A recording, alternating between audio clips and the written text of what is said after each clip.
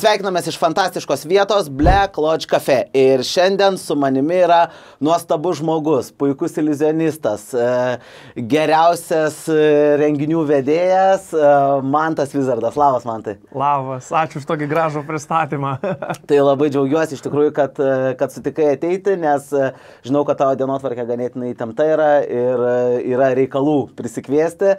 Tai labai smagu, kad būtent čia šiandien esam kartu ir galim šiek tiek pasikalbėti. Fantastiškai vietoje esam, magiškai, man ta užuolaida raudona iš karto tokia magija ir teatrų atsiduoda. Gal įsivaizduokim, kad čia yra ne teatras, o kulisiai. Jo. Nes tai, ką mato žiūrovai teatre, yra viena pusė, o už kulisių mes jau galime eiti ir į paslaptis, į tai, ko nemato, tai šiandieną tikrai paslapčių praversim. Tai panagrinėsim šiandien keletą dalykų, ar ne? Ir aš noriu iš pradžių pradėti nuo tokio labai mini testuko. Aš tau užduosiu klausimus, kurie yra susijęs su 90-aisiais, 2000-aisiais. Tau reikės atsakyti, gali pagalvoti tiek, kiek nori, žodžiu, neskubėti ir pabandysim išnarstyti, kiek tu žinai.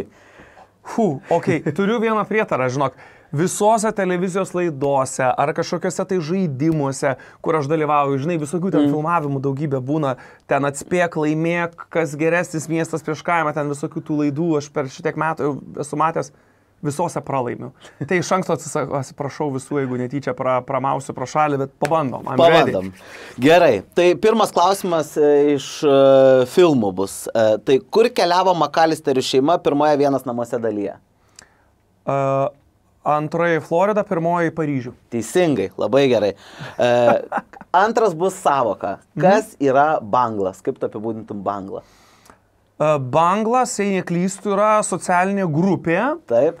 Ne tik Lietuvoje, ar ne? Ir kažkas susijęs su kiemo vaikėzais.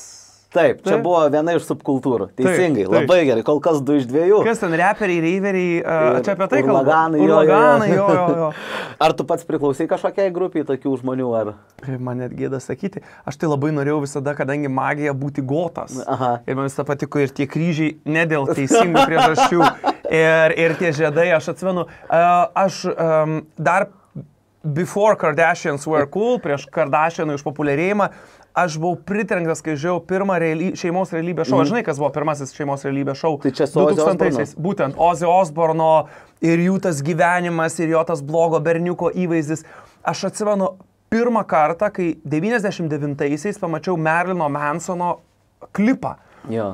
Kur jisai ten nulipa nuo kryžiaus, ten jisai eina per kažkokią dykumą ir aš nesuprantu, ar čia vyras, ar moteris, ir iš vis apie ką šitas klipas ir kaip tai leidžia rodyti, aš buvau, bet mane taip žavingai tiesiog hipnotizavo tas vaizdas. Tai ta subkultūra tokia, kaip įdomu, aš dabar atrodau toks geras, teisingas berniukas, bet gotų ir metalistų man labai visada subkultūra patiko, man visada buvo labai faina, dėl to aš dievinu Timą Burtoną ir taip toliau. Bet iš tikrųjų šitas dalykas, aš irgi, va tu dabar priminėjai, irgi kartais atrodo net nesusimastau, bet mane irgi yra labai paveikę kažkuris iš Mansono klipų. Aš dar pamenu per televiziją, man atrodo, jį žiūrėjau, kažkokios kiaulės liktais lakstė, dar kažkas ir kažkaip irgi toks labai ryškus prisiminimas. Ir atsimenu, kažkada irgi mes buvom nuvažiavę į mišką, tai aš tiesiog vaikščiau po mišką, ten mano šeima jau kempino, žodžiu, visą kitą, o aš užsidėjau, aišku, ausinės, ar ten gal gyvai pasileidau, nežinau, ir klausiau kažkurios iš jo dainų ir, žodžiu, irgi toks buvo, kažkas, nežinau, paaugliškas maištas ar kažkas čia tokio, žinai. Jo, bet jis tikrai tą taip įdomiai darė ir šauniai. Ir dabar, kai visi piktinas, man taip visą laiką keista, po kiekvienos Eurovizijos visi piktinas ir būna tie komentarai, o Dieve, dabar jau šou biznis ir Eurovizija, žinoma, tame jau žemiau kristi nebegali. Ir galvoju, jūs juokaujat. Ar jūs nesat matę Måneskin klipo, ar jūs nesat matę, ką Alice Cooperis jau kokiais 80-aisiais darė?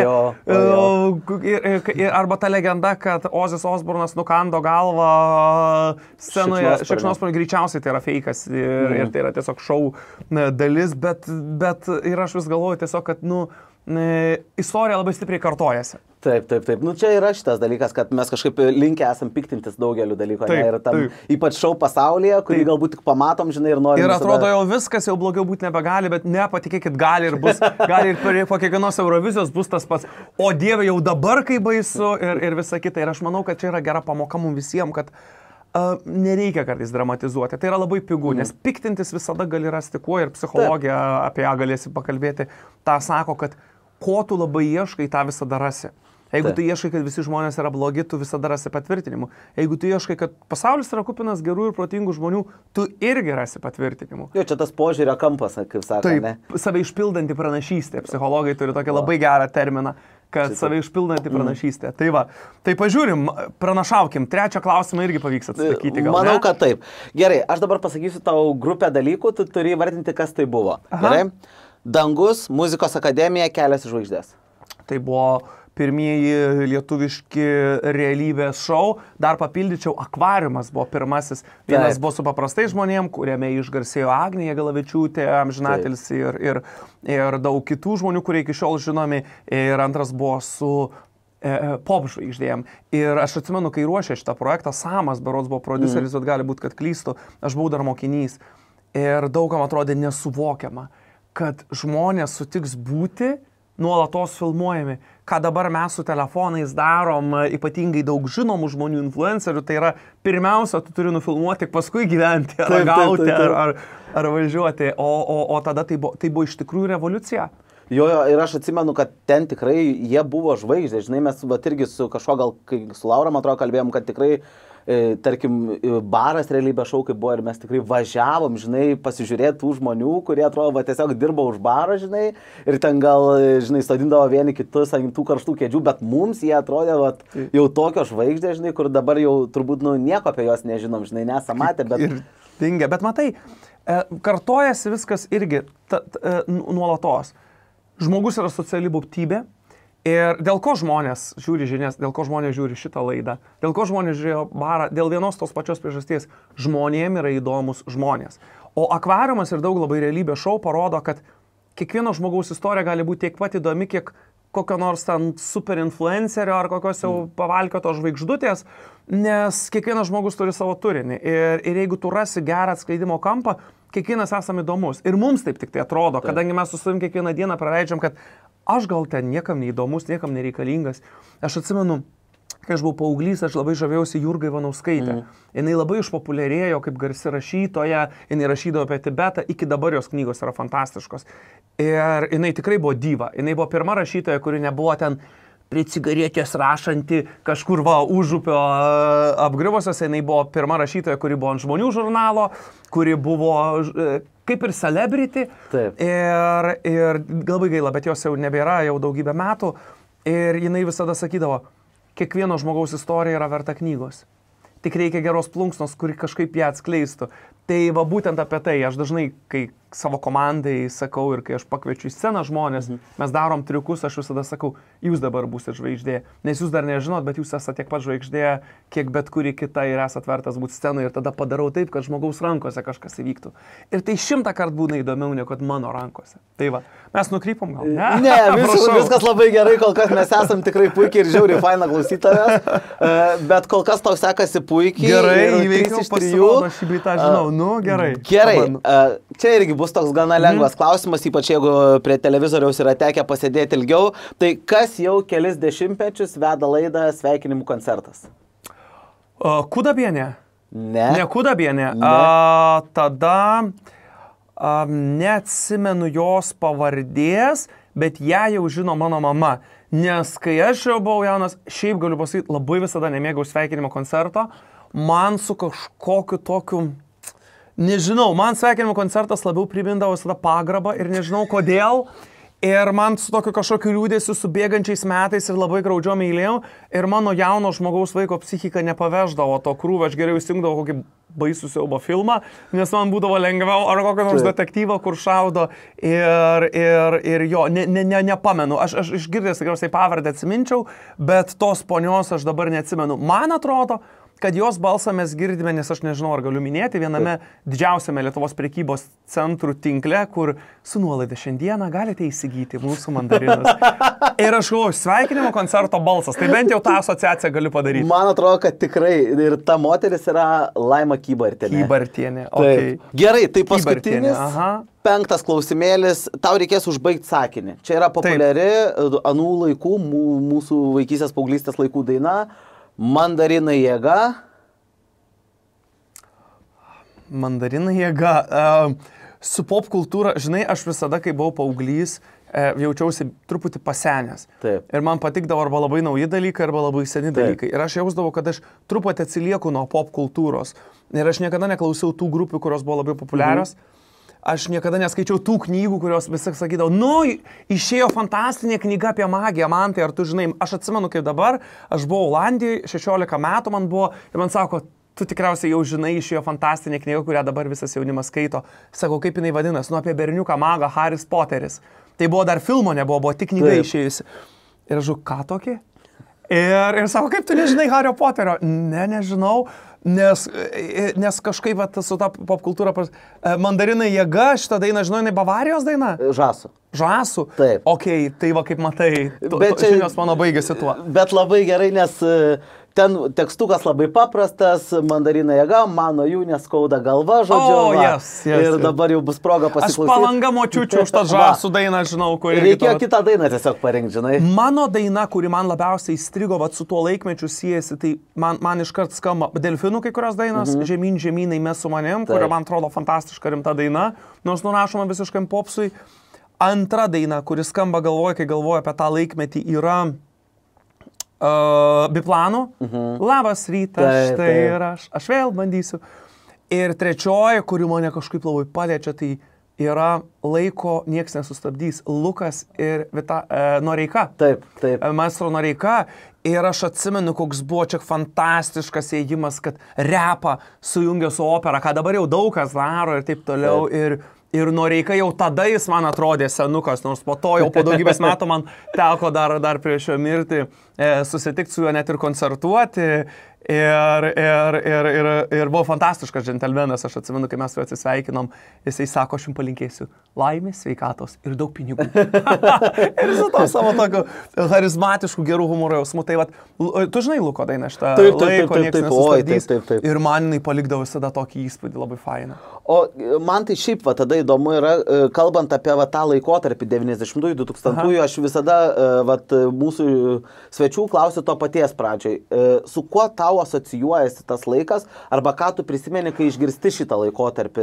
Kas ateina tau į galvą? Žinai, tų paralelių yra labai daug. Bet aišku, aš pirmiausia galvoju apie save. Tas laikas yra laikas, kad aš pamačiau pirmąjį mago pasirodymą.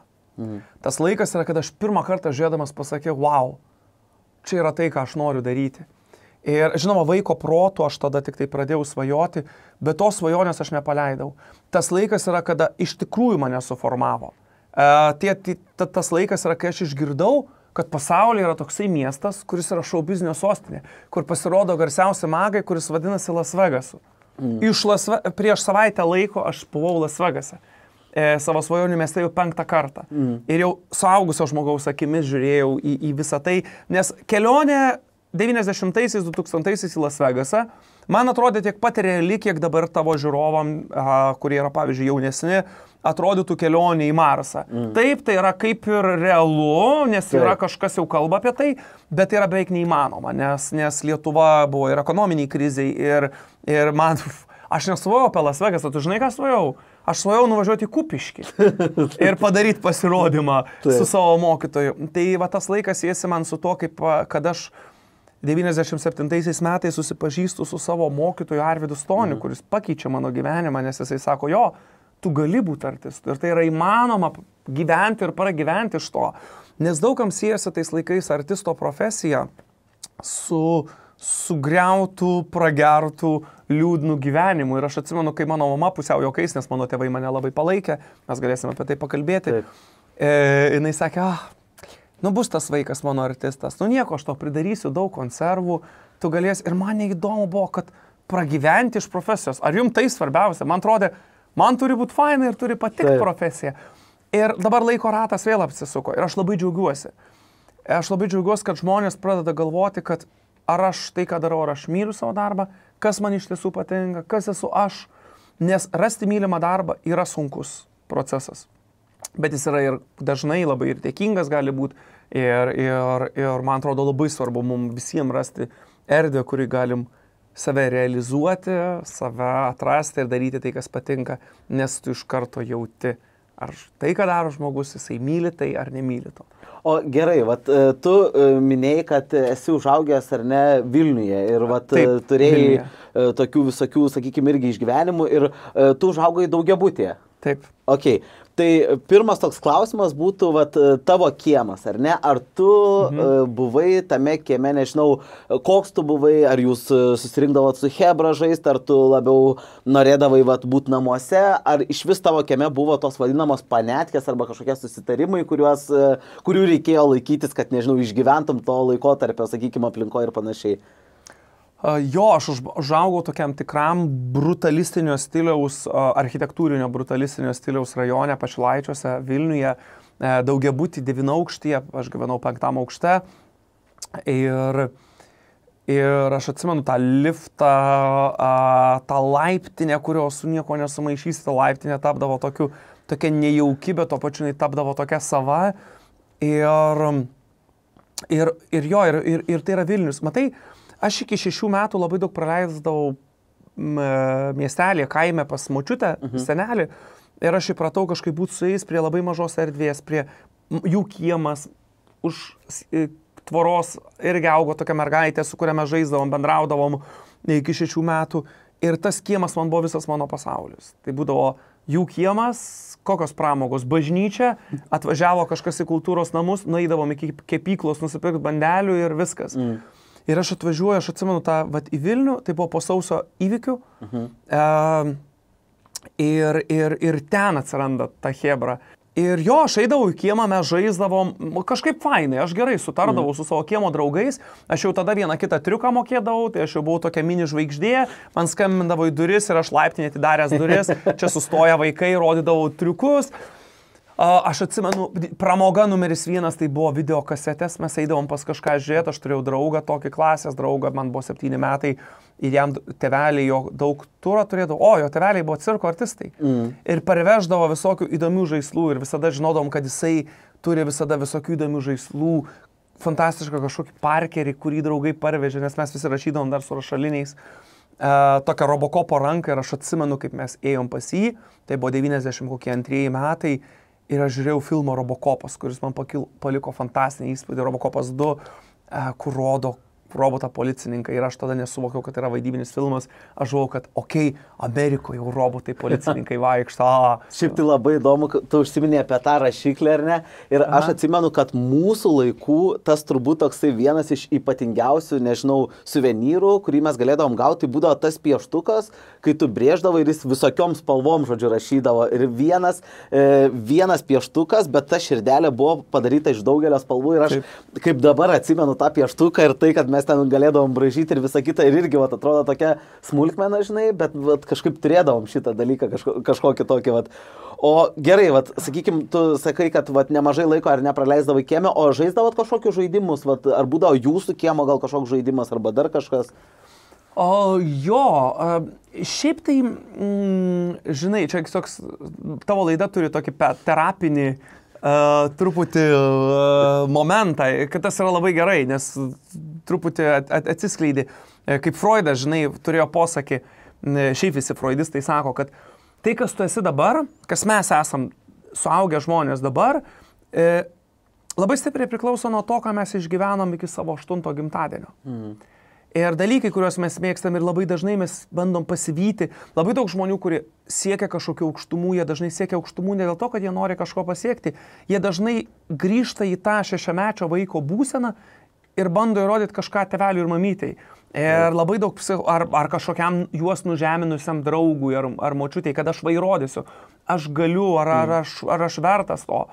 Ir aš dažnai savo primenu, kad kai aš turiu kažkokį labai norą, principą ar kažko labai siekiu, ar tai iš tikrųjų aš noriu visą savo širdimi, ar čia yra mano vidinio vaiko kažkur traumuoto noras kažkam kažką įrodyti, nes visiškai to nereikia. Ir ištinka didžiulė laisvė, kai tu paleidi. Taip. 90-mečio mes tie vaikai labai norim kartais kaupti, neišmesti, o turėti, gražinti, duoti tą, ko mūsų galbūt deficito laikais tas vaikas negavo ir kartais kaip tik reikia paleisti istoriją. Aš jau turiu, galbūt čia tas vidinis vaikas dar prašo, bet jam nereikia pasiduoti. Tai dėl to aš kai dabar galvoju, tai kieme mes žaisdavom. Buvo vienas žaidimas, kurį aš atsimenu, bet jį kažkol vadindavom rusiškai, palkis, tu kalki, tu gal nežinai, kas tai yra? Aš pavadinimą girdėjau. Kažkokie pagaliukai būdavo sudėdavi, tu juos numeti. Juo kažkam pasislėpus, reikėdavo vis priartėti prie tų pagaliukų, kuriuos trenkiant iš Mes vadinam 12 pagaliukų šitą žaidimą. 12 pagaliukų, jo. Tai mes tą žaisdavom, bet supranti, aš nuo vaikystės labai gerai pakeliu vienatvę. Ir šiaip aš mėgstu vienatvę. Ir man eiti į lauką su visai žaisti nebūdavo būtina, man patikdavo ir aš daug laiko leisdavau ir vienas. Nuo 12 metų aš turėjau mokytoją Arvydą Stonį, kuris tapo mano ir geriausių draugų ir tokių mano tėviška figūra, nors aš su tavo tėčiu labai puikiai sutariu, bet tokia mentorium dabar sakytum. Ir jis mane daug ko mokė ir aš staiga aš tokio ta vaikystės, tokio lakstymo netiek ir daug, aš atsimenu, aš buvau vaikas ir staiga aš pradeda rūpėti man, kaip imtis šou biznio, kaip kažką išmokti, aš tada turėjau ką veikti, man rimti dalykai pradeda rūpėti. Taip. O gerai, sakykime, irgi šiek tiek užsiminė apie tai, kad ta vienatvė, ar ne, būdavo tokia palidovė, jeigu galima taip įvardinti, ar ne, mėgdavai pabūti vienas, bet yra tokia vieta, kur vienam pabūti yra ganėtinai sudėtinga, tai yra mokykla, ar ne? Ar tu mokys vienoje mokykloje, ar keliose mokyklose, kaip buvo, ir koks tavo prisiminimas yra apie mokyklą, kaip tu jauteisi, nežinau, būdamas mokinys? Jo, mokykla man ryškų pėdsaką yra palikus, mokykla man žaidė stiprų vaidmenį mano gyvenime, nes, kaip bebūtų, tu teisus, ten mes praleisdavom didesnę laiko dalį, dar dramos būrelį, teatrą aš lankiau, dar visokius kitokius dalykus. Mokykloje aš pradėjau savo sceninę karjerą, pirmus renginius vesti, net mano pirmas magijos pasirodymas buvo mokykloje, mokytojam ir mokiniam. Jo, man yra gera asociacija su mokykla. Ir aš žinau, kad labai daug žmonių sako, nekenčiu mokyklos, noriu, kad jis sudegtų. Buvo gal ir man tokių dienų, kad norėdavau, kad neiti į mokyklą ar atsibodo, bet didesnė dalim man mokykla patiko. Ir man visos klasės, ypatingai nuo kokios 9-10 klasės, tai buvo mano sužibėjimo laikas ir aš kažkaip ir draugų fantastišką ratą turėjau ir nuotykių ir patirčių ir mes kurdavom, darydavom. Man labai patiko. Aš mokiausi Vilniaus Gabijos gimnazijoje. Tuo metu tai buvo labai populiari mokykla Vilniuje. Mes konkuravom su licėjum, su, nepamenu, kuriuom ten dar mokyklom prestižinėm. Ir Gabijos gimnazija tikrai buvo gera, žinoma mokykla. Man labai faina, kad man mokyklo ir mokytojai, ir šiaip ir mokiniai leido daug kurti reikštis. Vaidinti, pasirodyti koncertuose. Aš mokyklai pajutau pirmą kartą populiarumo kainą, ką reiškia būti žinomu ir kai tave pažįsta ir labai stipriai tai mane formavo, bet ir gerąją prasme. Aš turėjau tikrai labai daug fainų pažinčių. Mes turėjom tokį mokinių klubą, kuriame susitikdavom ten bendrauti, kurti, mokinių taryba ten buvo tokia, aš buvau prie valdžios, žinai, nors politika manęs niekada nežavėjo ir nepatiko ir su tais mokytojais aš turėjau. Kai kurios mokytojus aš prisimenu iki dabar. Su kai kuriais aš palaikau profesiją. Iki dabar aš niekada nejaučiau noro, kaip lietuviškai versti žodį rebel, maištauti. Taip. Maištauti prieš mokytojus ir sistemą. Man kaip tik norėjosi sutarti. Man mokytojas visada buvo autoritetas. Man mokytojo profesija visada kėlė ir kelia pagarbą. Tai yra iš tikrųjų sudėtingas darbas ir aš didžiulę pagarbą jaučiu savo mokytoją. Mano auklėtoja Irena Kusaitė, kuriai nusiųsiu įrašą šito mūsų pokalbio, irgi yra nuostabus žmogus ir mes vis dar susitinkam, susirašom ir palaikinam ir Facebook'e ir pasisveikinam su kažkokiam šventėm ir aš tik geruoju atsimenu.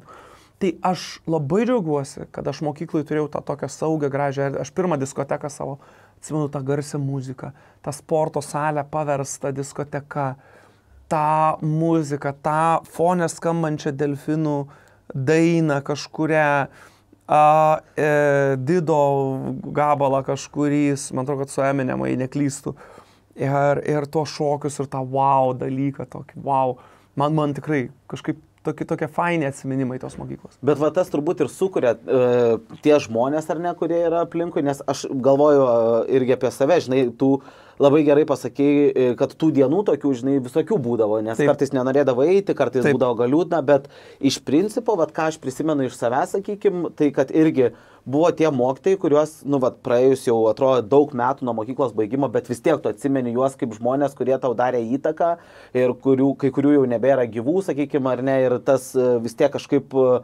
paliko pėdsaką, kartais net, žinai, nepasakydavo kažko. Aš turėjau irgi labai nuostabų istorijos mokytoją, kuris kuo papirko mane, tai savo turbūt jautrumu ir kuklumu. Jis kažkada mes turėjom deklamuoti jo knygos pristatymę, žinai, ir jisai atėjo mums įteikti kvietimų. Ir aš niekada nemačiau, kad taip kukliai kažkas kviestų į savo renginį, žinai, nes jis ištraukė tą knygelę, padavė, sako, va, čia jums, žinai, ir atrodo, praeina jau daug metų, nes aš nežinau, mes kelintokai ten buvom, aštuntokai, turbūt septintokai, žinai, tai čia jau daugiau kaip 15 metų turbūt praėjo, žinai, ir tu vis tiek atsimeni tą prieimą, tą padavimą, žinai, ir visą kitą. Ir labai, labai ryškiai atsimenu tą dieną, kai sužinojau, kad netekom jo, nes man paskambino irgi viena mokytoja, sako, viskas jau jo nebėra, jis iškeliavo ir sako, jeigu tu nori dar ateiti atsisveikinti, ir mes, atsimenu, tuo metu su šeima buvom išvykę ir, niekaip nepavyko ten.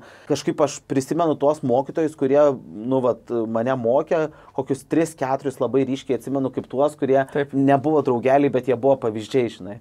Tau irgi labai pasisekė ir aišku yra apibrėžtos ribos. Ir šiaip labai gerai yra apibrėžtos ribos. Taip. Ir apsibrėžti bet kuriam santykėje dalykus yra labai saugu ir svarbu. Ką mes darom, ko nedarom, kaip mes elgiamės, hierarchijos tam tikri dalykai, scenui. Žinai, jeigu pažiūrėsit, senoviniuose piešiniuose yra magas visada su burtų lazdele. Lazdelė yra galios simbolis, skeptras, karaliaus nuo seniausių laikų.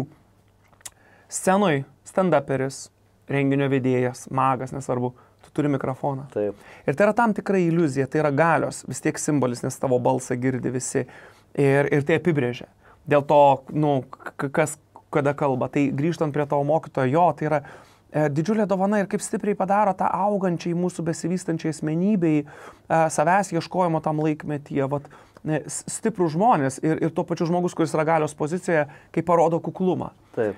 Ta pagarba, supranti, ar iš aukščiau į žemiau, ar iš žemiau į aukščiau, visada jinai nusiskaito ir jinai yra svarbus dalykas. Aš dabar, aš turiu vis dar savo mokytojus, aš šitoj turiu skambutį su garsiausiu mentorių magijoje, Jeffu McBride'u, kuris konsultuoja garsiausius pasaulio magus, ir tą patį Davidą Copperfieldą. Ir kai tu labai brangiai moki už pamoką, tu tada iš tikrųjų klausaisi. Ir aš visada patariu ir savo draugam, ir šiaip bet kuriem jaunam žmogui drąsiai imti mūsų galimybės imti informaciją, žinias, mokymasi, įdomius dalykus yra begalinė.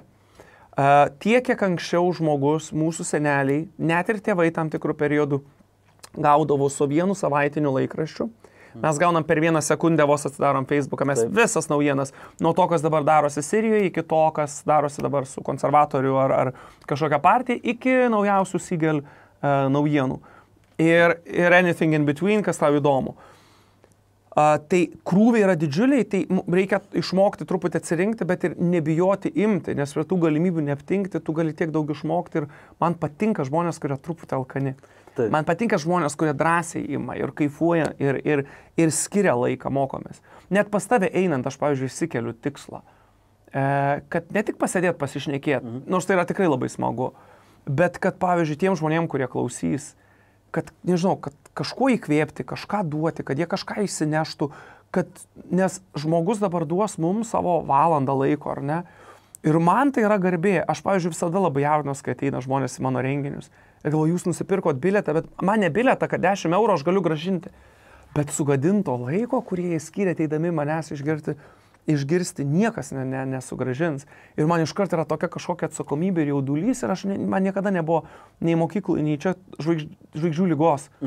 Man visada jautės, kad aš ir turiu duoti žmogui, jeigu jisai kreipiasi, ar aš esu renginio vedėjas, ar aš dirbu kaip magas, darau savo šou, man noris, kad jisai tikrai būtų kuo geriausias. Ir taip, gaunas kažkada geriau, kažkada blogiau, bet bent jau širdis mano visada yra ten. O man tai, šiek tiek irgi tu užsiminiai apie tas, sakykime, kad tu nuo pat vaikystės ar ne paauglystės duodi tą pramogą, ar ne? Ir čia vat kažkokį dalyką duodi, vat kalbėdamas.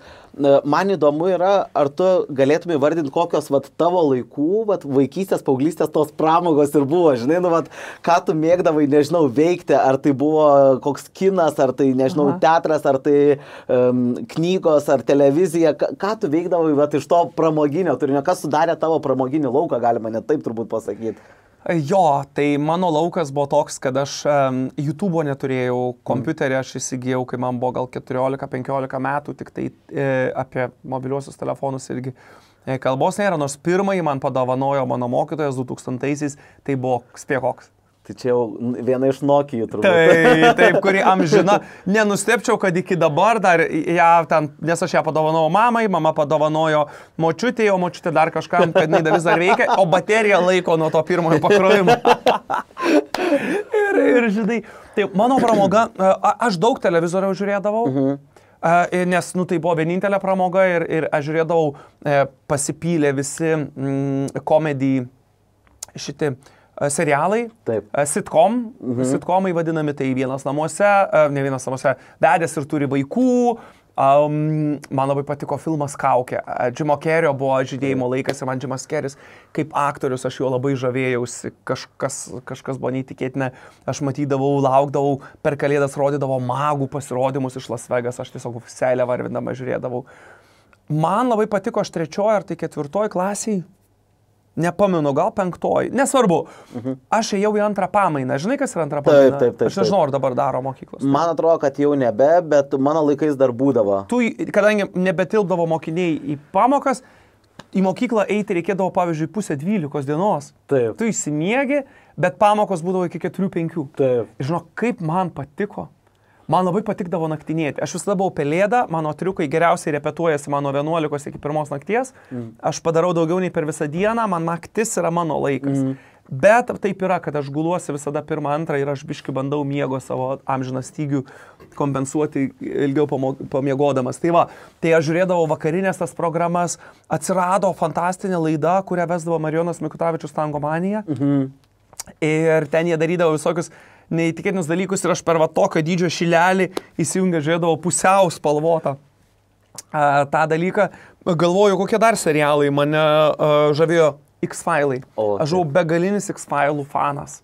Geras. Aš su X-Filais turiu tokį prisiminimą, kad aš pamenu, kai mes dar gyvenom vieno kambario bute, žinai, tai aš kažkodėl turiu tokį prisiminimą, ko dabar labai gailiuosi, nes aš labai norėčiau dabar pamatyti viską nuo pradžios iki galo, žinai, ir ieškausi dabar, kur pasižiūrėti, vat, per kokią platformą, bet aš tada taip kažkaip išsigandau, kad aš vos ne ausis užsikimždau ten, kol tėvai žiūrėjo kažkaip, žinai, yra, aišku, ten net nesakai, kad tu ten bijai ir panašiai, žinai, bet nes tas, vat, irgi man siaubo visas, sakykime, siaubo kultūra, jinai pas mane atsirado gal šiek tiek vėliau, nu, vat, ankstyvoj paauglystėj, bet vaikystėj dar nebuvo jos tokios, aš gal, sakykime, netgi tam tikrą prasme tikrai toks bailesnis buvau, bet vat vėliau iš tikrųjų ir būtent, vat sakau, X-Filai kažkaip irgi prisimenu ir paskui jau, kai galėjau peržiūrėti ir abu filmus mačiau jau ir tą paskutinį sezoną žiūrėjau tada, žinai, ir visą kitą, tai vat, jo, tai va tiesiog. Ir dar vienas iš serialų, kurie prieš X-Filus, kuris pasirodė Lietuvoje, čia buvo sensacija, šiaip labai rekomenduoju visiems jį pažiūrėti, tai yra absoliutus šedevras, neseniai buvo padaryta 2 dalis serialo, setas serijų, serialo, kur mes dabar esame, jeigu jūs pagūlinsite tą serialą, jums išmes tikrai nors vieną sceną iš Raudono kambario, lygiai tokio pačio, kaip čia mes sėdėm, ir tai yra neįtikėtina, čia yra kelionė laiku dabar. Vyksta, tai yra Davido Lyncho Twin Peakso miestelis su ikonišku garso takeliu ir crazy, surrealistiniu, fantastišku siužetu. Rimtai, užsirezervuokite valandėlį šią vietą ir pakeliaukite laiku patys. Tai padaryti galite Black Lodge Cafe Speakeasy Facebook puslapyje. Čia jūsų lauks vienas staliukas su 3 vietomis. Jums bus patiektas vienintelis gėrimas ir vienintelis desertas fone grojant tai pačiai dainai. Gerų įspūdžių. Šiaip aš tikrai turbūt, aš Twin Peaksą peržiūrėjau sąlyginai neseniai, prieš kokius 2-3 metus gal tik tais, bet tikrai tokio surrealizmo, aš nežinau, ar aš esu dar matęs, kai tu vieną akimirką, žinai, tarsi liūdi ten dėl Lauros Palmer, žinai, ir tada tu matai, kad ten verkt pradeda policininkas, tada jį guodžia, žinai, tu niekaip nesupranti, kas darosi, ir ta kiekviena serija yra tarsi toks kaip, nu nežinau, man visada su saldainiais norisi lyginti, toks saldainis, kur tu nežinai, koks skonis, žinai, bus per visą tą laiką. Tai... Atrodo kaip šokoladas, o viduje ten, žinai, pipirai. Taip. Jo, tas genialumas, matai, aš vaikas nesuprasdavau. Bet aš vaikas nesuprasdavau, apie ką tas, žinai, serialas, bet aš jausdavau tą keistą tokią nuotaiką, kaip jie valgydavo amerikietiškose tose diner ir tu paklausai, ir man toks įdomus dalykas, aš tik grįžau iš Amerikos. Ir gal, kodėl aš Amerikoje buvau 5 kartus, kodėl mane taip traukė į tą Ameriką ir aš dabar suprantu atsakymą. Aš niekada nebuvau tarybinis vaikas. Aš nieko nežinau apie tarybinę santvarką, nes kaip kiti vyresni už mane juokauja apie tarybinius dalykus, aš nesupratau. Mano sąmoningas mantas išsivystė jau tada, kai prasidėjo laukinis kapitalizmas. Ir mano vaikystė tai netarybiniai saldainiai, kažkokie ten ir netarybiniai filmai, aš tarybinių frazių nieko nesuprantu, man tai visada buvo svetima, mane purto nuo visos rusiškos kultūros, nuo visų tarybinių dalykų, mane ir visada purtė, aš nežinau, kas tai pionieriai, man svetima ir man Lietuva, mano sąmoninga, man Lietuva siejasi su, kaip mano tėtis parveždavo man Barbie ir Turbo kramtomos gumos, aš atsimenu Bounty batonėlio skonį, kai aš valgiau su sneakersais. Aš visada, kai tik tai pamačiau vaikas, būdamas, kad Lietuvoje jau pardavinėja cornflakes dripsnius, aš atsimenu, kaip aš 3 klasėje valgau cornflakes, nes aš visada norėjau būti taip, kaip filmuose yra amerikiečiai.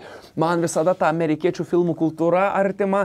Aš žinok, aš atskridau, va dabar į Čikagą, aš išlipu ir mama sako, nu kaip tas skrydis, man skambina, mama, kaip tu laikais, kaip skrydis, kaip sekasi. Aš sakau, man čia taip sava. Aš visas frazės, aš rusiškų bairių tarybinių nepagaunu, bet amerikietiškus, mano draugas sako vienas, su kuriuo mes irgi buvom Amerikoje, sako, kaip tu čia žinai, kur ir ką, ir aš iškart suprantu visus tos bairius, žodžiu, jų idėjas, aš nežinau, kas yra Pugačiovo, bet aš visada žinau, kas yra Dolly Parton. Geras. Supranti, ir man tai buvo labai kažkaip, vat, ir artima, ir faina, ir ta amerikiečių kultūra, 8-9 dešimtmečio ypatingai labai artima. Aš su jie, man atrodo, kad aš užaugau ir aš visada jaučiausi dalinai. Bet čia taip fantastiška yra klausyti, žinai, kad atrodo, vat, mes gyvenam tarsi to vienu laikotarpiu, bet vat, kai tu sakai, žinai, aš irgi pamenu, kai nuvažiavau į Norvegiją, žinai, ir pirmas dalykas, kai aš pamačiau, mes ėjom ten pro tokį, turtingų žmonių kvartalą, nežinau, ir aš pamačiau tą tokią alėją, žinai, kur yra gatvelė, nuosavi namai ir ta medžio alėja, tai man pirmas dalykas ne tai, kad aš galvoju apie Norvegiją kažką, bet, žinai, aš galvoju apie Ameriką, kad čia man grinai yra kaip Amerikos priemiestis kažkoks, žinai, nes iš tikrųjų, va čia labai gera mintis, kad mes jau realiai esam, labai daug užaugę, žinai, ant tų visų amerikietiškų dalykų ir, tarkim, praeina vat laiko, nežinau, aš augau, tarkim, su Simpsonais, ar ne, ir man iki šiol neatsibosta, nors atrodo, jau praėjo tiek metų, žinai, ir atrodo, tu tiek įsigyveni, tiek žiūri, žinai, ir net dabar pastebėjau, kad, vat, kai užsiimu komediją, žinai, aš jau iš kai kurių bairių juokiuosi, nes anksčiau tu žiūrėdavai kaip tiesiog, žinai, animacija kažkokia, dabar tai juokina bairiai, būna sugraudina kažkokias net sceną, žinai, kur atrodo, vat, tu kartu su tuo serialu augi, žinai, tarsi. Tai vat... Kad ir jaunas, ir suaugęs žmogus, kad ten yra tiek daug sluoksnių, o jeigu reiktų rinktis Simpsonai, South Park ar Family Guy, ką tu rinktumės? Absoliučiai Simpsonai, absoliučiai Simpsonai. Okay. O tu? Tarp South Parko ir Family Guy, man patinka South Parko, nes jų labai stipri yra socialinė žinutė. Aišku, jie turi kai kur tokius kontroversiškus, bet man tikrai labai patiko, jeigu kai kurios serijos, jeigu kam įdomu, pavyzdžiui, apie mediumus, kurie iškviečia dvasias, apie mormonų tikėjimą. Geriau už juos niekas nepadarė skeptiškos laidos. Man patinka Family Guy, nes man patinka labai koncentruota jų komedija ir man patinka absurdo kai kurie elementai tie. Nu ir tada Simpsonai, bet sakau vėlgi, aš visada einu prieš mainstreamą, mano reitingas yra kitas, bet tiesiog taip. Tai va. Tai jo, Simpsonai lygiai taip pat ir Madonna, Cher, mano žvaigždės buvo, kai aš augau aš turėjau Mansono kompaktinį diską, nes CD tuo metu buvo Madonos, jinai buvo išleidus tokį biškį indišką šanti gabalą ir Cher Believe išėjo tuo metu ir visi sakė, tu gali įsivaizduoti, kokia čia senė dainuoja, jai 50 metų.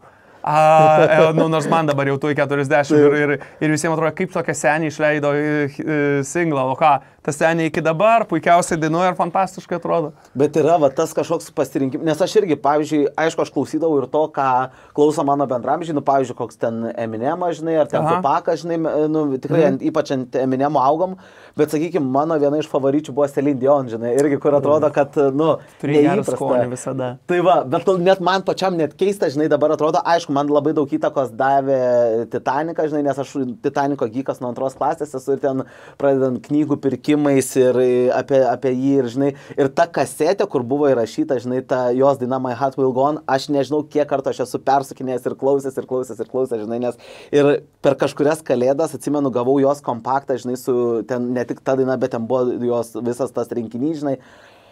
Tai aš nežinau, aš jau jį ten nudrožęs turbūt buvau, nes man, nu, tikrai, iš tikrųjų, va, jinai kaip atlikėja, kaip jos balsas, žinai, man labai patinka ir iki šiol, žinai, yra šitas dalykas, kad aš tikrai, jeigu turėčiau galimybę jos koncerte sudalyvauti, aš manau, kad net nebejočiau. Ir to laikmečio jinai diva, tai filmas Titanikas, kuris išėjo 97-aisiais, jei neklystu, tai yra pirmas kinas, kurį aš jau sąmoningai, nes aš esu buvęs King Kong'e kažkokiam nespalvotam, atsimenu kaip vaikas, bet kur aš pirmą kartą Lietuvos kino teatre atėjau. Ir aš atsimenu, man atrodo, 12 litų kainavo bilietas, kas man buvo tikrai dideli pinigai ir aš laukiu. Ir aš net sudrebėjau, kai atsidaro ekranas 24th Century, takelis ima groti ir aš galvoju, wow.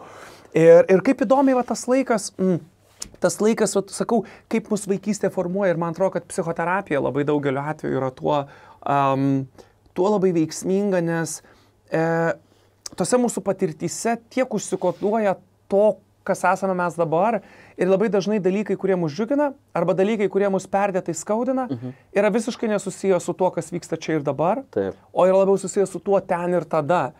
Ir kaip stipriai kartais visiškai nedidelios išsprendžiamos mūsų praeities traumos gali lemti kartais visiškai durnus santykiai, verslai žmonių griūva, ne dėl to, kad iš tikrųjų kažkas esmingo yra blogai, o dėl to, kad žmonės yra visiškai nepamatę arba neišdirbę savo traumų, kurios kaip šešėliai persekioja, kurios jau yra viskas, atgyvenusios, kurios jau seniai mes į lauk, kuris reikia kažkokiu tai būdu bandyti paleisti. Žinoma, lengva man šnekėti. Bet, žinai, kaip ten yra šventam rašte sakoma, ar ne, viešpaties kryžių nešam visi, tai tą kryžių kiekvienas nešam savo. Ir aš atsimenu, kai man buvo, aš buvau gal 3-4 klasiai. Ir aš su pusseserė sėdžiu ir ten, buitekas kažkoks, jie ten gurkšnoja nealkoholinį vyną ir žiūri televizorius įjungtas ir tai groja dinamika fone. Vat, grinai atsimenu, grinai 93 metų yra su pusseserė Šilutėje su draugų susitikimas. Ir jos klasiokė, dabar jau kursiokė, sėdi ir sako, ir aš žinau, kodėl mane vaiką atsivedė, nes aš labai norėjau. Ir jie ten šnekas kažką ir jinai sako, studijuoju apie sportą kažką. Ir aš išgirstu žodį, kurio aš anksčiau negirdėjau. Ir aš sakau, o ką tas žodis reiškia? Jinai sako, studijuoju sporto psichologiją. O sakau, o kas yra psichologija? Vaikas, 3 klasės mokinys, jinai sako, žinai, čia yra labai įdomus mokslas, kuris padeda pažinti žmonės. Psichologija TTT. Ir jinai man vaikui visiškai primityviais būdais padanto paaiškinti, kas yra psichologija. Ir aš galvoju, wow, kaip tai įdomu. Ir aš iš tikrųjų, aš vėliau įstojau psichologiją, aš turiu 2 aukštuosius išsilavinimus, vienas iš jų yra psichologija, kaip aš visada juokauju, 8 metai studijų normalaus darbo neturiu, bet tai buvo geriausia investicija į save. Ir aš, žinok, jau vaikas būdamas, aš tiesiog fanatiškai domėjausi tokiu dalyku į psichologiją. Aš nežinau, kas yra psichologija ir kaip rasti daugiau žinių apie ją. Būdamas 14-15, tai 97-ieji tie patys metai, 98 jau, man sako, psichologija, tau reikia paskaityti Dale Carnegie knygas. Nežinau, ar žinot, tie, kas žino Dale Carnegie, iškart supras Bayerį, kurį aš pasakiau, jeigu ne, šiaip rekomenduoju, nes populiariosios psichologijos knygų yra 1000. Populiariosios psichologijos, tai ne psichologija, jokių būdų, atims man diplomą, tai ne psichologija. Bet yra 1000, bet yra keletas dalykų, apie kuriuos rašė Dale Carnegie, kurie absoliučiai yra common sense dabar, absoliučiai padėtų daugeliu žmonių, ypatingai intravertų, daugeliu žmonių, kurie nelabai moka arba turėtų išmokti ir norėtų geriau valdyti. Bet Dale Carnegie idėja yra viena. Visas tos patarimus, tos psichologinės manipulacijas, tam tikrą prasme, netgi patarimus, kaip psichologiškai geriau atskleisti save ir bendrauti su kitais žmonėm, jo esminė taisyklė yra viena – daryti viską nuoširdžiai. Ir scenai, ir gyvenime, ir visur, visa tai pirmiausia turi plaukti. Yra labai geras antikos filosofų posakis – būti, o ne atrodyti. būti laimingo, netrodyti laimingu yra svarbu. Būti atsipalaidavusiu ar jaustis gerai, o ne atrodyti. Bet čia, vat, aš atsimenu, irgi mūsų aktoriniam taip mokė, žinai, iki šiol atsimenu tą, kad jūs scenoje turit nevaidinti, o vat būti. Net ir, vat, studijų metais, kai ten mano vienas dėstytojas studentiai, jisai sako, pakelk dabar rankšluostėlį, žinai, ir ten menamą tą rankšluostį pakelia, sako, dabar dar kartelį. Ir jinai kokius ten 3-4 kartus, žinai, turėjo kartoti ir sako, užkniso tave, sako, žinai, nes, sako, jau tik po kažkelintą kartą, žinai, išgavo turbūt tą emociją, kurios jisai norėjo, žinai. Tai man tai yra, vat, fantastika, žinai, ir ypač, vat, ką tu dalinies apie psichologiją, nes aš svajojau studijuoti psichologiją, bet, vat, pasikeitė kažkaip ta mintis, bet, nes aš irgi pamenu, ten tempiausi būdamas paauglys namo Jungo kažkokią knygą, žinai, kad skaityti irgi ne tavo populiarią psichologiją, bet gilintis į tai, nes ta pasąmonė visą laiką atrodė... Sunkiau arteriją. Tai bet aš taip ir, aišku, ten, žinai, turbūt ne kažką ir supratau, žinai, nes iki šiol, vat, irgi, vat, jau užsiminėm tą populiarioji psichologija, manęs niekad nežavėjo, nes aš kažkaip gal dėl to, kad man buvo tai kažkiek nuobodu, žinai, bet jeigu, vat, pavyzdžiui, mes pradedame eiti į žmogaus gelmes, sakykime, tai vat tas dalykas mane visą laiką labai domino žmonių ta psichologinė būsena, kuri yra ribinė, žinai, ten, sakykime, šizofrenijos atvejai kažkokie arba nepaaiškinami atvejai, ten, tarkim, aš nežinau, kam galima priskirti, sakykime, Oliveris Saksas, žinai, bet vat, jo ta knyga apie tuos keistus, keisus, kuriuos jisai turėjo, žinai, ir panašiai. Vat šitas dalykas kažkaip visą laiką labai domino ir aš atsimenu nuo pat paauglystės, žinai, tos vėlyvosios tokios, vat, tai kažkaip irgi vat, iššaukė tas tavo pasidalinimas. Matai, žmogaus antikoje turėdavo posakis, ant šventyklos buvo užrašyta pažink save, bet čia tikrai labai geras patarimas, ypatingai šiuolaikiniam tokiam triukšme, nes pažink save, kaip aš sakau, aš nesutikau žmogaus dar iki savo gyvenime, kuriam nereikėtų apsilankyti pas psichologą. Ne dėl to, kad žmogus yra kažko nenormalus. Psichologija yra kaip sporto klubas. Tai. Kad tu ten, kur tau silpna, ten, kur tau skauda, kad tu pramankštintum tuos raumenis, kad tu gautum įgūdį savęs pažinimo, tai ir karjeroje savęs ieškant, ir santykiuose kuriant, nes nieks geriau neatskleidžia mūsų trigerių ir jautrių vietų kaip artimi santykiai. Nesvarbu, ar tai yra antra pusė, ar tai yra santykiai su tėvais. Ir aš vaikystėje tuo domėjausi ir man, žinoma, buvo viskas įdomu apie magiją. Aš ir dabar turiu kolekciją, pavyzdžiui, taro kortų namuose, įvairių senovinių kortų, aš turiu krištolo rutulį namuose, aš būrimais ateities neužsiimu, bet man buvo įdomu apie ką ir kaip tai veikia. Aš perskaičiau knygas tokias apie astrologiją, aš mintinai žinau visus ženklus ir neva priskiriamas jiems savybės, nors tau gal kaip tikinčiam žmogui, nes aš matai, aš pradedu, tu sakai, dėl populiariosios psichologijos, aš visada buvau advokatas populiariosios psichologijos, nes manau, kad kai kuriais atvejais jinai padeda, bet tai kaip padeda vitaminai, tai nėra vaistas. Pavyzdžiui, jeigu reikia žmogui antibiotikų, tai jau vitaminą C gerdamas tu neišsigydysi, kad ir kas rūpų žanpilais, ką sakydavo bobutės. Ir būdamas kaip magas, aš esu atsargus žmogus, aš esu labai atsargus su tikėjimu, aš esu labai atsargus su įvairiais ir prietarais, ir maginiais dalykais, nors aš puikiai išmanau daugybę religijų, religijų istorijos fanatas irgi buvau ir studijų metais, aš galiu puikų pokalbį palaikyti su, pavyzdžiui, budistu apie tam tikras subtilybės budizmo ar ten net to pačių krišnaizmą, puikiai išmanau daugybę kitų religijų, bet aš kadangi labiau, aš daugiau esu egzistencialistas, aš domėjausi Kamiu ir taip toliau ir galvojau, pradedant tos idėjos, kad, tokios labiau atsargesnės ir nes daugybę metų tikėjimas atliepdavo tai, ko reikėdavo. Ir jeigu žmogus lieka be tikėjimo, ar ne, tada jis tampa visatos ir pasaulio savo centru. Ir tada jisai gauna tą kūrenčiąją, sprendžiančiąją galę ir tai atrodo tik tai, kad labai gerai, bet ne. Su ta ateina didžiulė egzistencinė našta, nes tada atrodytų, kad už viską aš esu atsakingas. Ir aš manyčiau, kad tame irgi yra ir gerų dalykų, nes aš visada sakau, kad žmogui reikėtų įsivaizduoti, o kas jeigu viskas gyvenime, kas vyksta tavo gyvenime, už viską tu esi atsakingas. Ir netiesa, tai iš tikrųjų gyvenime nutinka baisių dalykų, už kuriuos mes nesam atsakingi. Bet apsimeskim, kad labai daug dalykų priklauso nuo manęs, nes bejėgystės jausmas nepadeda kai kurių dalykų spręsti. Ir man patinka, kai žmonės prisiima atsakomybę. Ir tą valią, ir tą, žinai. Čia turbūt tas ir yra, žinai, kad mes, nu, vat, nežinau, aš bent jau iš savo patirties žinau, kad vis tiek tu kažkur esu girdėjęs tokį pasakymą, kuris man labai patinka ir aš labai norėčiau išmokti jo vadovauti, žinai, kad sako, pasitikėk Dievu, taip, tarsi viskas priklausytų nuo jo, bet viską daryk taip, tarsi priklausytų nuo tavęs, žinai. Taip. Tai man atrodo, vat, kai tu surandi tą tokį konsensusą, tai tas yra labai, nu, vat, gerai, sakykime, iš tos perspektyvos. Ir matau, kad mes jau keliausim šiek tiek į pabaigą, nors laikas sprogo, tiesiog aš nežinau, man žiauriai įdomu buvo pasikalbėti ir turbūt tikrai darysim dar vieną susitikimą. Šiaip galbūt pabaigai pačiai tokiai iš tikrųjų mes visą laiką stengiamės pabaigti arba įterpti, kadangi man pačiam labai patinka maistas. Gal gali pasakyti savo top 3 arba top 5 vaikystės mėgstamiausius ir nemėgstamiausius patiekalus?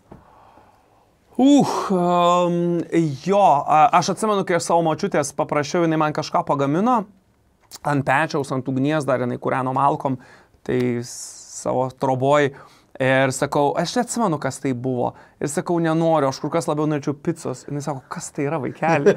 Žinai, ką tu čia manęs prašai? Ir dabar galvoju, kaip aš visas picas atiduočiau už tai, kad aš galėčiau grįžti tą vakarą ir valgyti ant tos močiutės keptus blynus.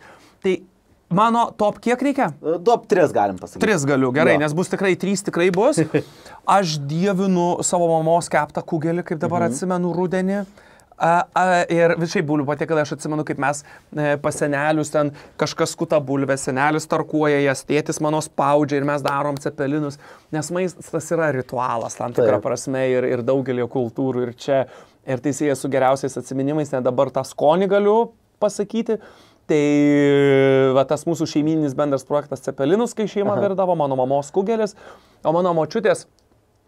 Tai dalykas, kurį aš dabar labai dažnai prisimenu ir kurio aš visai norėčiau, aš atsimenu, jinai tiesiog išvirdavo bulves, ant jų užmesdavo krapų ir jinai darydavo tai, ką žemaičiai vadina rūgštą pieną, nežinau ar jūs žinot, jinai suraugindavo pieną, bet į tokius gabalus. Taip. Ir tiesiog su karštom bulvėm valgydavom tą rūgštą pieną ir žinai, aš dabar visus tuos McDonald's ar amerikietiškus savo neseniai valgomus Michelinus atiduočiau už tą momentą. Kaip įdomu yra tyrimas, kuris sako, kad tai, kas tau skanu arba ne, kad mūsų skonio pojūtis susiformuoja labai stipriai iki 10 mūsų. Bet žinok, šitas yra, man, vat irgi, kaip yra įdomu, nes aš irgi su savo baba neseniai irgi kalbėjau, čia irgi gal per podcastą minėjau, bet negaliu neminėti. Taip. Aš kažkada jai paskambinau, tai visada sako, nu, va, kada tu atvažiuosi, čia visa kita, žinai, ir aš sakau, aš labai norėčiau tų tavo bandelių, nes jį kepdavo bandelės, irgi esu pasakos per podcastą, kad jos būdavo tokios specifinės, aš niekur kitur nesuragavęs, bet tai būdavo tiesiog paprastos ten mielinės turbūt bandelės, bet jį į jų vidų įdėdavo saldainį, bet ne šokoladinį, o tuos, žinai, paprastus, kaip barbarisas, ten dar kažkas, ir jinai kepdavo. Ir, nu, aš iki šiol atsimenu tą bandelės ir saldainio, to ištežusio tokį derinį, kuris, nu, nežinau, pilna burnaseilių, žinai. Geras, nesu girdėjęs, ne. Tai va, jos čia buvo kažkoks toks, nežinau, dalykas. Tai va. Tai mes turbūt jau keliausim į pabaigą. Šiaip labai ačiū man tai, kad atėjai, nes buvo, nu, tiesiog fantastiška, čia gavom ir paskaitą, gavom ir nežinau. Ne, bet tai yra, neatsiprašyk, nes tai yra, nu, taip pilna ir taip gražu buvo pasikalbėti, ypač šitoje vietoje, ar ne. Tai labai dėkoju tau, labai dėkoju visiems, kurie žiūrėjo ir susitiksim jau labai greitai. Ačiū tau už kvietimą, man visada smagu pasikalbėti ir pakeliavom laiku, čia įvyko magija, žinok, man kaip triukas yra dalykų, kuriuo aš niekam nesu pasakojęs, apie kuriuos šiandien pakalbėjom. Tikrai tau sėkmės, visiems žiūrėjusiems linkiu sėkmės ir dalinkimės įdomiom istorijom, savo patirtim, kai nebijokim keliauti praeitį kartais. Būtinai. Ačiū labai ir iki pasimatymo. Iki.